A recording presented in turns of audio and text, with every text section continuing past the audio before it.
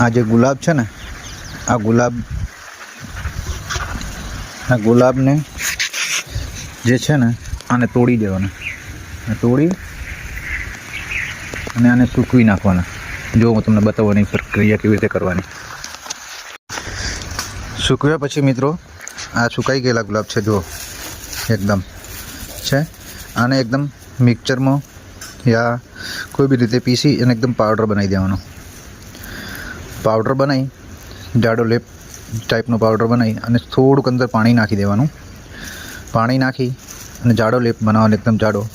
ચહેરા ઉપર 2 ટાઈમ તમારે લગાવવાનું, કન્ટિન્યુ સવાર સાંજ કન્ટિન્યુ 15 દિવસ સુધી તમે લગાવો અને તમારે ચહેરાની તમે ખાલી ગ્લો જુઓ કેટલો એકદમ વ્હાઇટ થઈ જાય છે. એ તમે ખાલી એકવાર ટ્રાય કરી જુઓ 15 દિવસ સુધી.